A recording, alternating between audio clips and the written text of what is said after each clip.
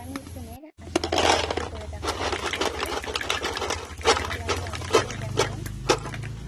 আমি কড়াইতে দিয়ে দিলাম কিছুটা পরিমাণে জল এবং কিছুটা সয়াবিন। সয়াবিনটাকে ভালো করে ফুটতে দেবো। আর আজকের এই রান্নাটা তোমাদের দেখাচ্ছি ছোট্ট একটা মাটির উনানে রান্না করে।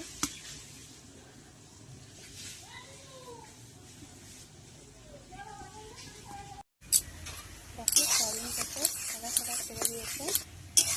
যখনই এই সাদা সাদা দেখতে পাবে সয়াবিনটাকে, তখন সয়াবিনটাকে নামিয়ে নিতে হবে। এর থেকে বেশি সিদ্ধ করা যাবে না সয়াবিনটাকে। এর থেকে বেশি সিদ্ধ করলে সয়াবিনটাকে রান্না করবো তখন সয়াবিনটা তরকারির সঙ্গে প্রচুর পরিমাণে মিশে যাবে, গলে যাবে। এবার দেখো সয়াবিনের সামান্য পরিমাণে জল দিয়ে দিলাম, ঠান্ডা জলই ব্যবহার করেছি এবং সয়াবিনটাকে জল থেকে ভালো করে ধুয়ে সরিয়ে নিলাম। এবার কড়াই গরম করে তার মধ্যে দিয়ে দিলাম সর্ষের তেল। আমি সর্ষের তেল ব্যবহার করছি, সর্ষের তেলে খুবই সুন্দর রান্না হয়। এবং কড়াইতে দিয়ে দিলাম সেই তেলের মধ্যে সামান্য পরিমাণে হলুদ এবং লবণ, আর দিয়ে দিলাম সয়াবিনের টুকরোগুলো। সয়াবিনটাকে ভালো করে নাড়া দিয়ে নেবো। যতটা জলে দিয়ে উঠিয়ে এর জন্য কড়াইতে সামান্য পরিমাণে হয়ে গেলে তবে ভাজা হয়ে গেলে এটা ছেড়ে দেবে। ভালো করে নাড়িয়ে চালিয়ে আমি জলটা ঢেকে নিলাম।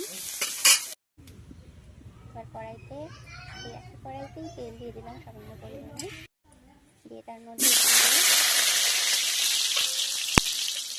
এবার কড়াইতে দিয়ে দিলাম সামান্য পরিমাণে তেল এবং দিয়ে দিলাম আলুর টুকরো, ছোটো করে কেটে রেখেছি আলুর টুকরোগুলো এবং আলুর টুকরোগুলোকে ভালো করে লাল লাল করে ভেজে নিলাম।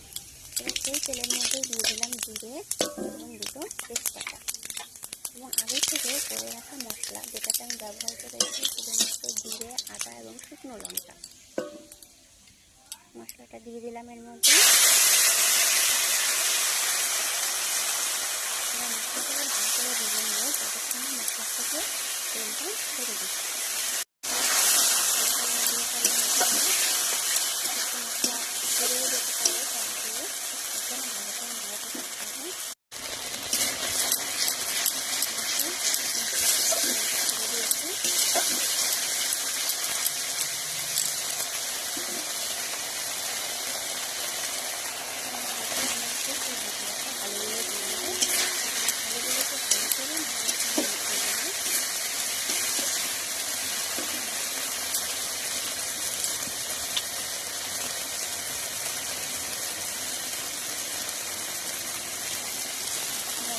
দিয়ে দিচ্ছি আমি লবণ, হলুদ,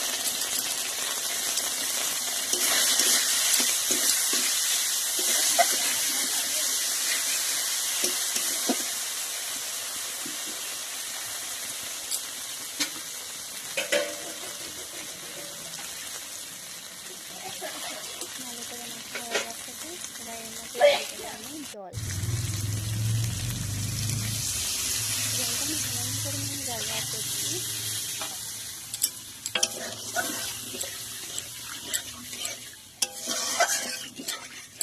আলুটা যেহেতু আগের থেকেই ভেজে নিয়েছি, একদম অনেকটাই সিদ্ধ হয়ে গিয়েছিলো, তাই সামান্য পরিমাণে জল দিলাম এবং জলটা যখনই ফুটে আসলো তখনই দিয়ে দিলাম এই সয়াবিনের টুকরোগুলো।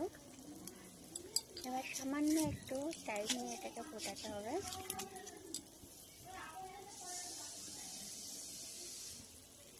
দেখো জলটা ফুটতে শুরু করেছে এবং মশলাগুলো সয়াবিনের মধ্যে ভালোভাবেই দেখা ফুটে যাচ্ছে।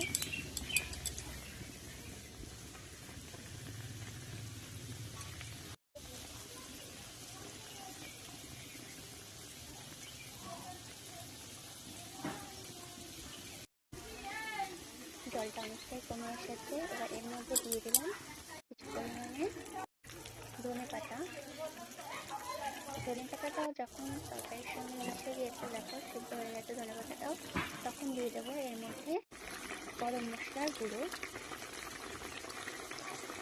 গরম মশলার গুঁড়োটা অবশ্যই ব্যবহার করার চেষ্টা করবে, তাহলে দেখতে খেতে আরও বেশি দুর্দান্ত হবে এই সয়াবিনের রেসিপিটা।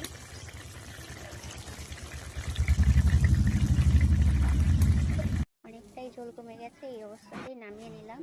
এবার দেখে নাও কত সুন্দর কালার এসেছে এবং খেতেও এটা লাগে অসম্ভব সুন্দর, দুর্দান্ত।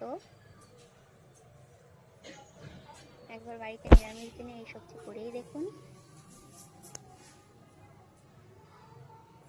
দেখতেও যেমন, খেতেও তেমন।